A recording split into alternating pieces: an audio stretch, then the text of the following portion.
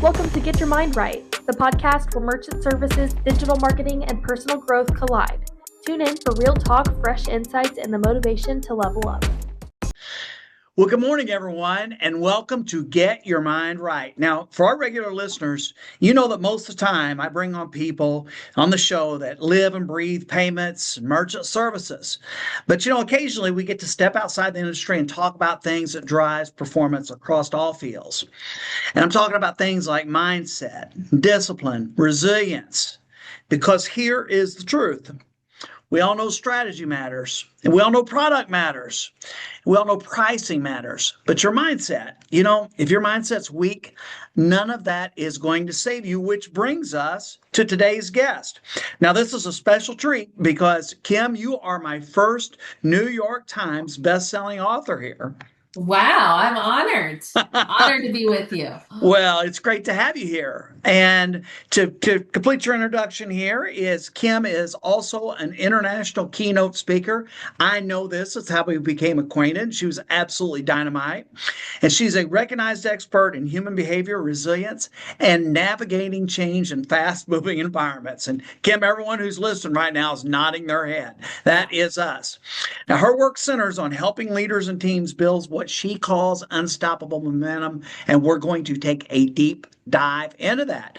Kim, welcome. Let's go. Well, let's jump right in here because I know when I met you, you had organizations across the Fortune 50 companies to associations, leadership teams that bring you in to do things that it's simple to say, and if you say it quickly, it sounds easy. It's called adapt. Tell me what that is about. Absolutely.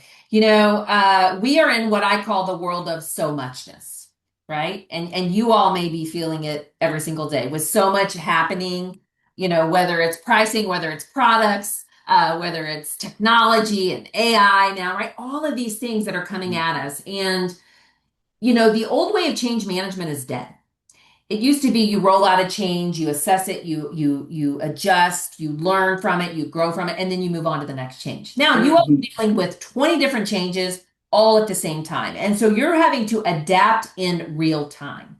And that adaptive resilience in this world where I always say there is no normal or new normal, there's only what is now and what is next. And so how can you own what's now and be ready for what's next with a deep breath and a big cup of bring it on? Because it is going to continue to change at a more accelerated pace than we've ever seen. And then it's not just the change, right?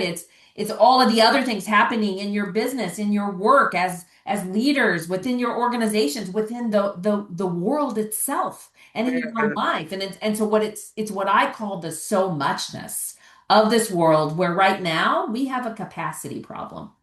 And for many of us, we don't have the capacity because you have too much to do and not enough time.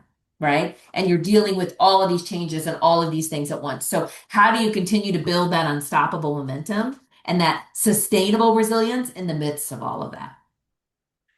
So you bring up an interesting concept here, Kim. I'm still a neophyte when it comes to AI. I only started using it a couple of years ago, and it is now it's rarely a 30-minute work block goes in my day that I don't use it, and I can literally feel myself putting on muscle every day with AI, and it's been a game changer for me in a positive way, right?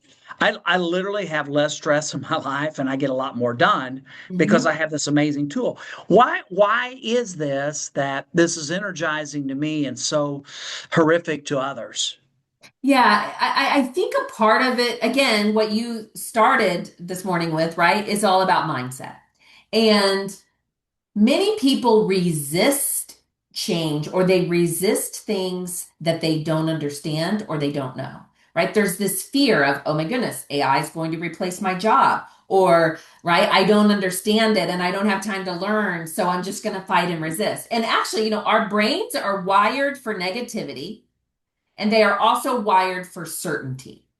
So in the world we're in, our brain is right in fight or flight mode all the time. And so how do you start shifting the way you see those things that maybe you don't understand, right? Okay.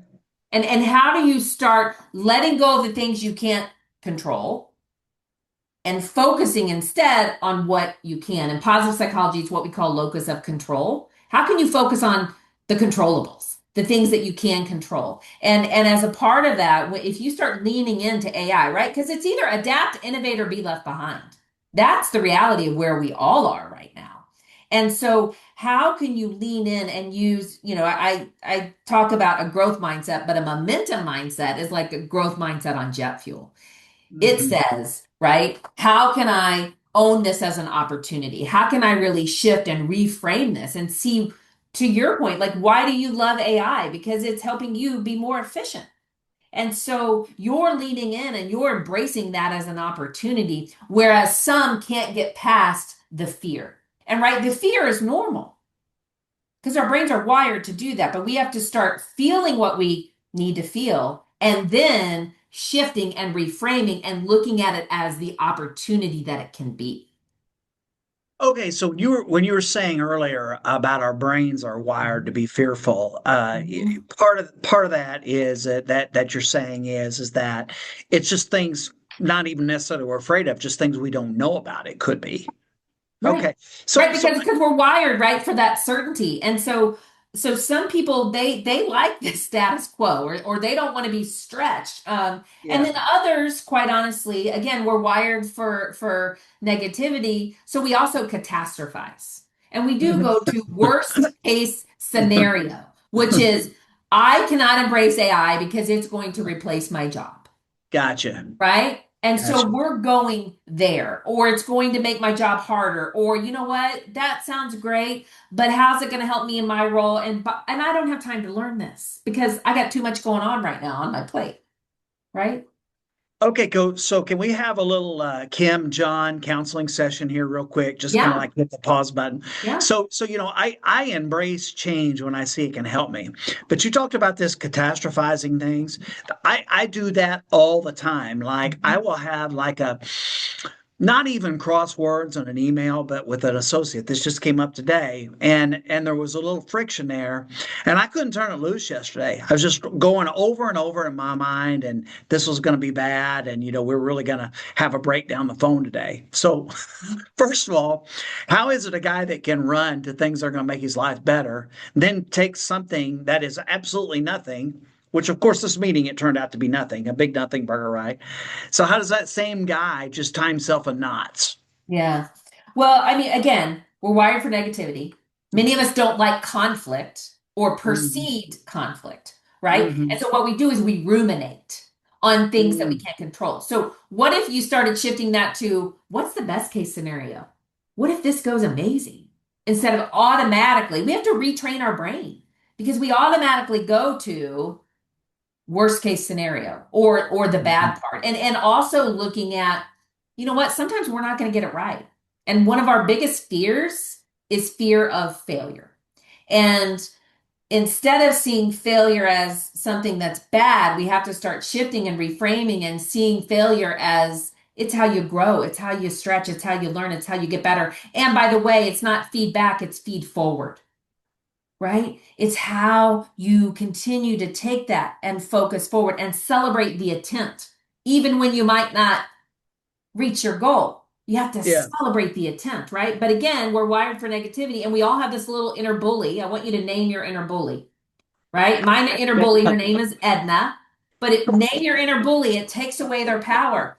And instead of, right, listening to Edna, I want you to shift and I want you to focus on the possibility of what can be. Because how many times have many of us said, this will never work, or we've already tried that, or I can't do that, right? How do we start shifting that? Use one little magic word, yet, right? I call it the power of yet or the yet effect. Yet turns it can't be done into it hasn't been done yet. And if anyone can do it, it's me. Or, if you're working on a team, collectively, it's us. Like we've got this. We get to decide how we're going to show up. And it's hard, right? It's hard in this world where there is so much negativity coming at us right now. It feels like we're all in an episode of Mean Girls. And, I had a client and they said it's like we're navigating the new angry. And I thought there was some truth to that. And so, how are you showing up for yourself? How are you showing up for those around you, whether it's those you're leading or those on your team or your customers or your clients?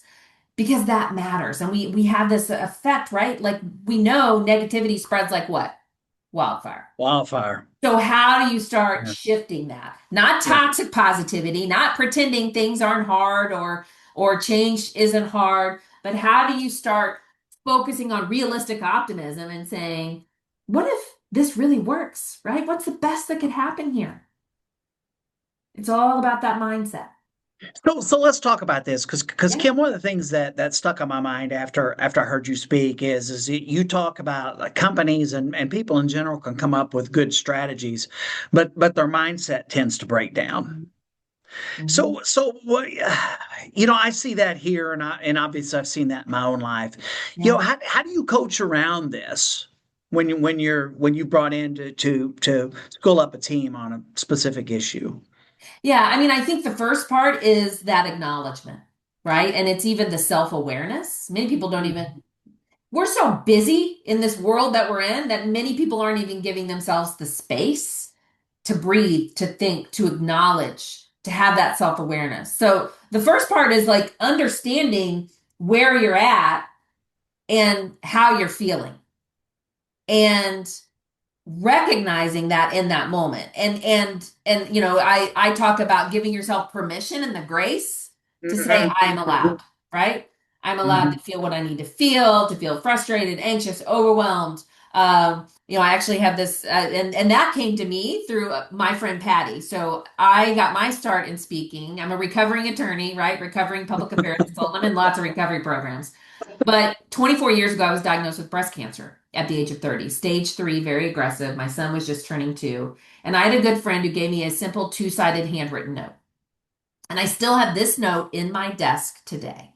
And it's all about emotional intelligence and emotional agility and feeling what you need to feel during change, during uncertainty, during hard, during things that you can't control. So I won't read all of it, but it's, you are allowed to be frustrated, to be overwhelmed, to feel scared, to feel behind, to wonder what if, to long for simple things and simple times, to wish for more. But on the flip side, you turn the card over and it says, you are allowed to be excited, to be hopeful, to find joy, to realize you are stronger than you ever thought, to be surrounded by people who care, to find your grit, to give yourself grace, to find the opportunity to do what you can, to learn to ask for help, to make a difference, to be you.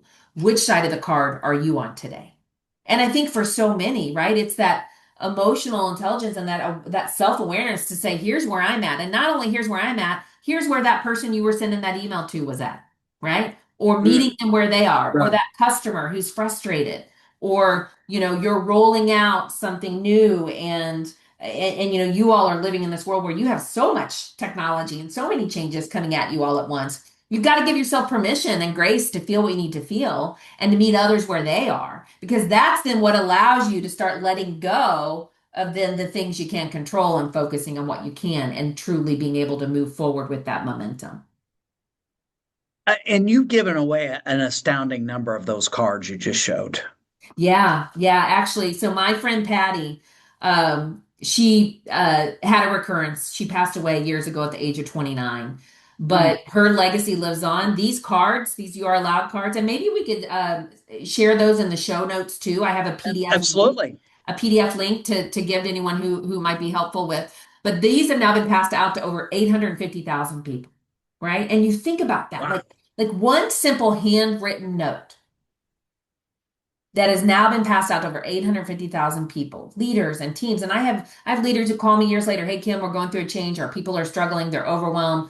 Um, do you have any more of those cards? Right. I had a client who hired me. She had the card in her wallet since 2018. Right. And it's not just it's business, it's sales, but it's also life, right? Right. And in our lives and in the hard world that we're in. And so it's leaning in and recognizing each of us has a choice every single day in how we're showing up.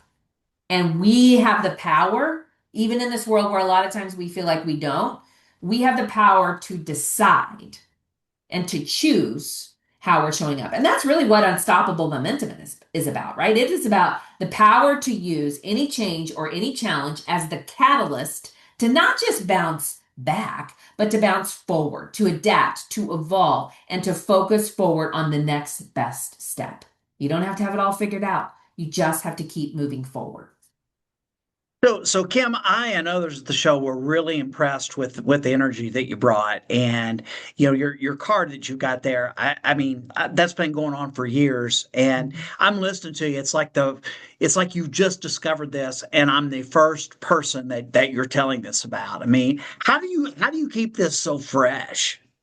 Yeah, for me, this is what I was born to do, right? I mean, there's a reason I'm a recovering attorney. And a part of it is, so as I customize all of my programs and my work with clients. And as a part of that, I have thousands and thousands of surveys and survey data that at this point in time, it does not matter who I'm talking to. Everybody is overwhelmed. Everybody is tired. Everybody has too much to do and not enough time. There's so much change coming in every direction, right? It is this perfect storm. And then you add the layers of what's happening in the world, and you're scrolling and you're reading the news headlines, and it is that so muchness. And so for me, what lights me up is giving leaders and teams and humans the tools so that they can build that sustainable resilience, right? It's not toxic positivity. It's not hustle culture. It's sustainable resilience in this world that is not going to slow down. And to be able to give people real tools and real momentum micro moves so that you can have and build some habits and some things that are going to help you at work and in your life, because so many people are struggling right now. And that lights me up, right? That brings me that hope and that excitement and refuels me, right? And that's my why and my purpose, which is a key to building your sustainable resilience for all of us during change, during uncertainty, is really understanding what is your why, what is your purpose, what makes you want to get out of bed every day, and what does that look like for each one of us? And how do you lean into that, right? It's so interesting that you mentioned hustle culture. I didn't know that was, as my daughter says, Dad, that's a thing, but I didn't know that was a thing until a few years ago. And then I was tuned into it. What you're talking about is really the antidote to this hustle culture. And Right. since I've gotten into it, I mean there's like some really strong hateful pushback on this hustle culture now. Yeah, and I'm not against hustle, right? Like I'm a hustler, like right. But here's the reality. And I talk about gritting up, right? And I work with a lot of sales teams. Like I worked with you all, right? And your sales team. Like I love sales. I love, right, that grit and building that momentum. But here's what I know, and here's what the research shows. The grit without the grace isn't sustainable. You have to have both. And right now, that's why, right, well-being is at an all-time low, burnout's at an all-time high, people are overwhelmed, people are stressed out, right? Our bodies and our brains weren't made for a 24/7 world that we're in. And all of the research is showing we have a capacity problem, right? And I talk to so many leaders who they never take a lunch. They're not taking 10 minutes between their sales calls or between their meetings or between their things to do. And then they leave at the end of the day and they are completely depleted. And then they go home to their families where they have nothing left to give. And then they do it all over the next day. And the reality is that isn't sustainable. And the research shows that strategic pauses, actually taking a break during your day, make you more productive, right? Make you less stressed, make you have better well-being. And so how can you lean into that? And how can you own that? How can you say, you know what, I'm allowed to have a lunch break, right? So what's ideal for someone like me? How long should I take as a lunch, and how many breaks should I take a day, and what length should the breaks be? Yeah, it it it varies, because here's the thing. It's no longer about time management, it's about energy management. And all of Mhm. us, right? We have different things that refuel us or recharge us, or different ways to do that. So what I encourage people to do is to, our resilience operating system looks different for each one of us. And so I want you to make a list, like even for you, like make a list. What are the things that could recharge and refuel you during your day that take 5 minutes, that take 10 to 15 minutes, and they take 30 minutes. Print them out, put it on your phone, put it next to you, right? Because we got to start building these habits. Otherwise, we go back. And then start thinking about how can I start really building these things in my day, right? Because the other reality is then start changing our cultures, right? Because a pizza party, by the way, isn't going to solve the burnout issue at your organization. And I'm having these conversations like a call map isn't going to solve the problem, right? It's deeper than that. And so how are you not only giving yourself permission, but how are you doing it together? Like I had a client and they did a space race, right? Because how many times have we were like, why are we on this meeting? And there's a meeting that should have been an email and then an email that never should have been sent, right? I mean, how many of us feel all of that? And we are inundated. And so they had a space race and they had a contest between departments and who could create the most white space, because we don't have white space right now, who could create the most white space during their day by eliminating unnecessary meetings. Or maybe it's, one of the things I do now as a part of one of my momentum micro moves, which are small intentional habits, right, that you start to create, is I schedule 45-minute meetings.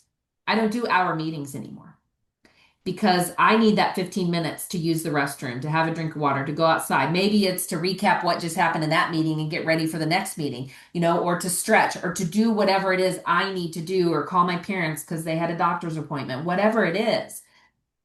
How are you starting to build those into your day? What could that look like intentionally for you? And it'll look different for each one of us because, our schedules are different. We all refuel and recharge in different ways, but you have to start. Like no one's coming to save you, and what you allow is what will continue. And so what does that look like for each one of us? That's a lot. So you talked about learning and unlearning when I saw you. What was the hard thing for you to unlearn, Kim? Really, for me, it is the being busy is not the same as being productive, right? And I think for so many of us, it's go, go, go, do. But what I realized was when I started giving myself that permission to say I'm allowed to have a 45-minute meeting instead of a 60-minute meeting, things changed, right? I had more energy. I had more white space to even think, because many I hear too, many leaders I'm working with right now, they're like, Kim, we don't even have time. We're so busy doing the work and responding to email and having the meetings. We don't even have time to actually think, to try to solve this problem or to think strategically, because we have no white space during our day to do that. And so once I started giving myself the permission and to realize it's actually going to make me more productive. So would it be fair to say that you really or reprioritize things, I should say, of what was important and what wasn't? 100%. What matters most, right? Okay. It's not about doing more. It's about doing more of what matters most, right? And it's not just time management, right? Because the reality is we're all going to have a to-do list until we die. And there's always going to be things on the list, and we cross something off and then we add something else, and it is this constant cycle. And so I also then started setting boundaries, and I started getting a not to-do list. What are the things that are not productive for me? What are things that are not in line, whether it was my own strategic plan, whether it was priorities or where I was in my life or with my family or in my business, but whatever it is for you, what are those things that really matter most? Because sometimes what we realize is we're spending our time on all of these things over here that may not matter most and aren't moving the needle so that we can get to the things that matter most. Right. But then we never get there, right? And so it's this trap, it's this cycle that we all experience. So Kim, are you feeling personal questions today? Sure. I'm pretty much an open book, literally an open book. So, well, I want to talk about your journey here a little bit. Yeah. I have it on good authority that you really were not college material. Is that a true statement? Okay, so full transparency. I talked about naming your inner bully. Yes, And Edna, my inner bully, her name is Edna. very unattractive person. So Edna was my high school guidance counselor and Mrs. Farmer. And I was so excited to go to college. First one in my family to go to college. I grew up on a small town, farm girl. I live in Missouri, and I was so excited to follow my dream. And so I went to Miss Farmer's office one day, and I said, Miss Farmer, will you write me a letter of recommendation? Miss Farmer, her hair was in a bun. She had on these Coke bottle glasses. She looked right at me and she said, Kim, you're not college material. I was devastated, right? I had done all the things. I had gotten good grades, good test scores, was involved. She had labeled me because no one in my family had been to college.